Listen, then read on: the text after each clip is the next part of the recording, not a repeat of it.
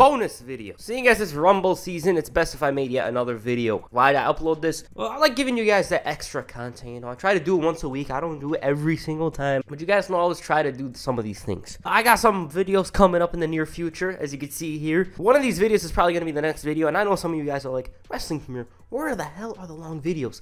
Well, those are coming. I just wanted to try some new stuff out this month. Some of the stuff you guys liked, which is something I'm proud of. And there's more stuff I got in my mind as well. You know, some stuff I never even tried before because I'm too much of a chicken, but I found that ambition now to do it. With that said, since Chris Benoit bounced to Raw after winning the Royal Rumble, it left SmackDown in a tailspin. So right out of the gate, they tried to make good by holding a 15-man Rumble with the winner facing Brock Lesnar at No Way Out. SmackDown at this point was in its peak, but as we know, it was nearing the end because after WrestleMania, the show fell off due to a number of reasons. But here, we had a cracking Cruiserweight division, a stacked tag team division, and of course, a very entertaining main event scene. In other places, John Cena's knee was bent, but despite that, the Doctor of Thugonomics was able to compete. This iteration of his was definitely my favorite in terms of character. I just loved how raw and disrespectful he was to everybody. That would change as the months went by, though. Eddie Guerrero was over as hell, and it seemed like 2004 was promising for him. He was firing on all cylinders, and it just clicked. Kurt Angle was just there waiting to strike. He was due for surgery and was taking it easy, although I might be lying. So there, I set the stage for SmackDown 03-04. Paul Heyman's running the show. He was corrupt as hell. Don Marie was by his side. You guys know how it is. Alright, enough talk. Let's get into it. Paul Heyman kicked off the show, only to be interrupted like he was Taylor Swift, except Vince didn't let him finish. Instead, he preferred to speak. He seemed very angry over what had went down on Monday, and the boss told Paul Heyman that this was supposed to be a night of celebration for Chris Benoit. He still couldn't believe Benoit jumped ship and held him responsible. So for a refresher, Paul Heyman had been making the Rabid Wolverine's life a living hell in the past. He made him enter #1 in the Rumble, had him face insurmountable odds, and Vince reminded him of this. Hell even asked Paul to apologize to the fans before flipping it over and shouting, "What do you have to say?" So Heyman was like, screw Chris Benoit. This attitude was likened to McMahon, and he spoke about previous incidents that were similar to this, you know. Nash and Hall left the WWF for WCW. He was like, screw those two. When Hogan left, you guys know how it is. The point of all of this was to fix the issue at hand. But how was that going to happen?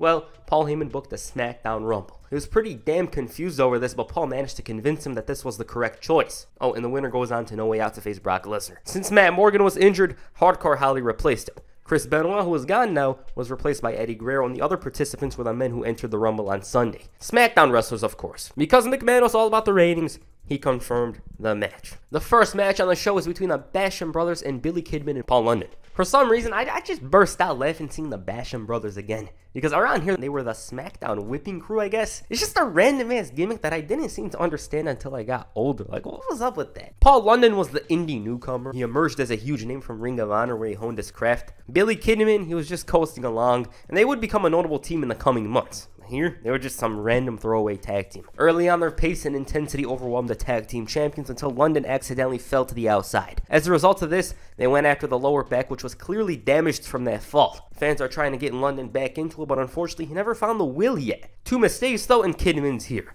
He has all the momentum, and the Bashams were making more mistakes. He connected with the Bulldogs, the drop kicks, and felt so ambitious that they went up top. But then the Basham brothers took advantage of their looks and switched sides. Shaniqua was distracting the ref, and boom, Doug hit this nasty-ass DDT for the victory. Quick match. I didn't realize it was for the titles, but other than that, the match ended before it properly began. It didn't set in because of the length, but other than that, the action wasn't bad. I was entertained by the babyfaces' offense. You know, London was quick.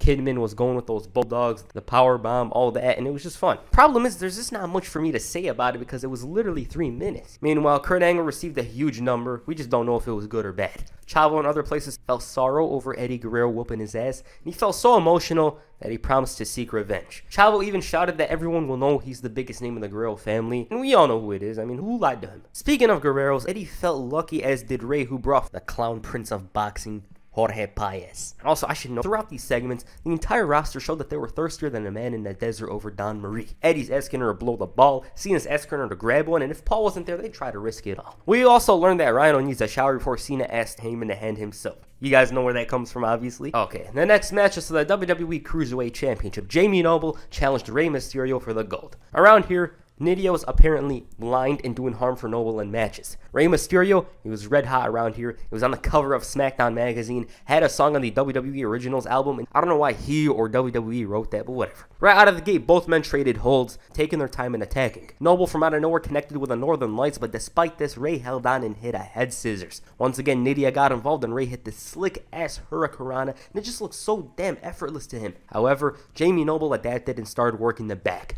Pump handle goes south and Rey does some trickery, so Noble goes for a simple slam into the corner. Continuing his attack on the back, and off the turnbuckle, Rey ducks and catches Noble before receiving a superplex. It's also good to mention that Rey's back was hurting, because the challenger took so damn long, Rey kicked out. Similar to the previous spot, Rey caught Noble and hit the Bulldog for the 2. From out of nowhere, he connected with a sunset flip bomb, and after Noble messed up the Tiger Driver, he took the 619.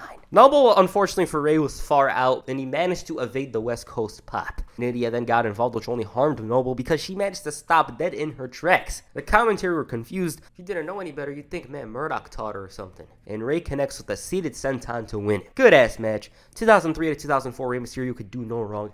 He was so slick and performed his moves at an unbelievable pace. He was just so damn fast during this time period. This match, it's another positive in his career. It's no different. Rey, he always had good matches throughout this time period. I enjoyed both men's offense greatly. They told a decent story with Rey selling the back the entire match, and it was a very enjoyable watch for all those reasons. Rey never got 20-minute matches in this era, but whatever he got, he made the most out of it. Afterwards, Nidia revealed that she wasn't in fact blind, and Noble was left embarrassed. We all know what this led to, that being the matchup at No Way Out. The storyline had been going on for several months at this point. I believe it started back in October, and week after week, Noble was abusing her verbally, he's pushing her in the way, and he finally paid the price for it here. Meanwhile, Big Show claimed chicks dig it big, and Brock Lesnar assured everyone that he wasn't afraid of no Goldberg and even called him a Brock Lesnar wannabe. This was in light of the Rumble and Raw. The champion showed no fear and told everyone that he's having an open challenge. Non-title, I should know, and said that they're lucky that he's even competing. Yeah, we'd learned this the hard way in a few years. Shelton needs to keep his hands to himself. And it was revealed that Eddie was attacked. So naturally, Rey blamed Chavo and went after him. Eddie, on the other hand, was unfortunately loaded out of there, meaning his status for the Rumble was doubtful.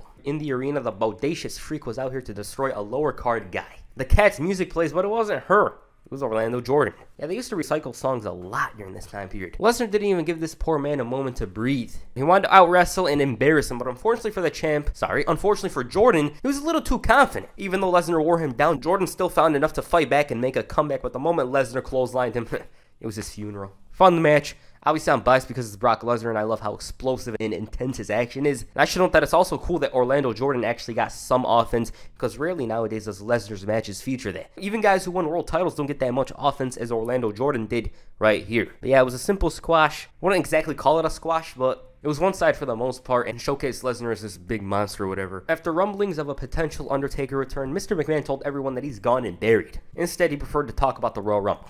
Well, not really. Kurt Angle, meanwhile, stormed into Heyman's office and wanted justice for Eddie Guerrero. He even went as far as to claim that Heyman was being replaced by Chavo. However, the SmackDown GM was fair and said that if Eddie returns, he's in the match. But if he isn't, that's a different story. And the main event, the 15-man Royal Rumble. Looking at this, it's cool that a Royal Rumble match was held on television. It wasn't no winner gets nothing but the bragging rights or anything like that, but it meant they had a golden opportunity to face Brock Lesnar at No Way Out. The SmackDown guys did have a great performance in the match. Matter of fact, Big Show and Kurt Angle were the final 3, along with Chris Benoit, who was actually a SmackDown wrestler at the time, but he jumped ship. Okay, entering at number 1 was the Olympic hero Kurt Angle. The second entrant was Rhino. Regular offense coming from both men, but from out of nowhere, Rhino shook Angle with a gore.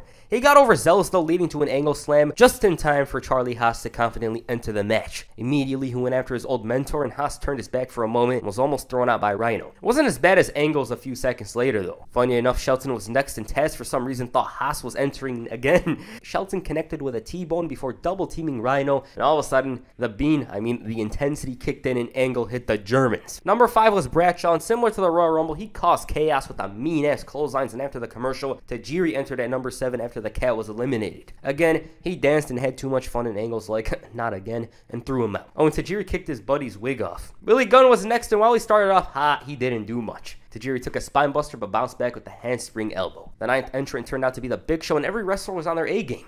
Even then, it wasn't enough, and Tajiri paid the price. Bradshaw almost did something, but since he didn't get that JBL DLC yet, well, we all know how it ended for him. 10th was a limping doctor, that being John Cena. He went after the same man that gave him that injury, and Big Show almost got thrown out, but since Cena was a mid-carder here, it didn't work for him. That wasn't the same story for Nunzio, though. After the commercial, we were up to 13, and at this point, Nunzio and A-Train entered. As for the 13th entrant, it was a damaged Eddie Guerrero. A-Train was too arrogant and was thrown out, and Eddie was all banged up, yet still managed to fight with the best of them. Number 14 ended up being Rikishi, and immediately he went after Billy Gunn. Luckily for himself, he managed to save his face from some ass, but still took a boot. The same couldn't be said for the Big Show, though, and Shelton's reaction was just far too much. I was bursting out laughing here, and the ass man himself got some as well over here. The final entrant, number 15, turned out to be Hardcore Holly. John Cena, meanwhile, was choked out of there, and Big Show didn't exactly have enough time to recuperate. The entire ring, along with John Cena, had to force him out, and in other places, Haas put in far too much effort and was thrown out. Angle caught Shelton from out of nowhere, and Rikishi took a colossal angle slam and a frog splash. Hardcore Holly learned that his main event free trial expired.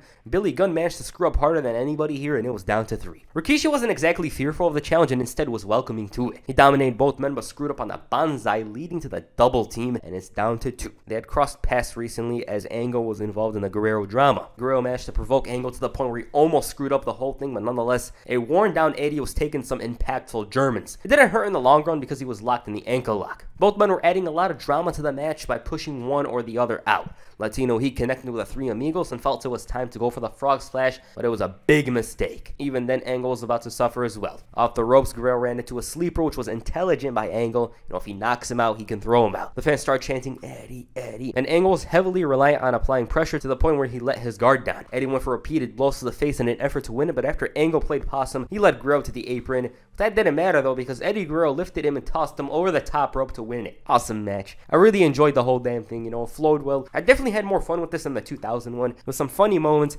high drama, great action, especially near the end where Angle and Eddie had a mini match. They traded suplexes, holds, and it provided Eddie a great platform for his match with Rawk. He showed in storyline that he could handle the heat and pressure despite being attacked early on, and he beat the likes of Rikishi, Billy Gunn, and even Kurt Angle to get there. Easily match of the night. So that's the SmackDown Rumble episode. This was a very easy, very fun watch. I enjoyed the Cruiserweight match and especially the SmackDown Rumble match. Those two are easily the highlights of this show. But other than that, it just flowed well. Tag match could have used a bit more time, but it is what it is. The SmackDown Rumble in itself is a recommended watch, especially because, well, it's a Rumble. If you're looking for a random SmackDown to watch, like, this is a good-ass episode. I'm just saying. Alright, what'd you guys think of the SmackDown Rumble? Please comment down below. And that's it for this video. Make sure you hit the choke slam on the like button and perhaps the frog splash on the subscribe button. Peace. I'm out.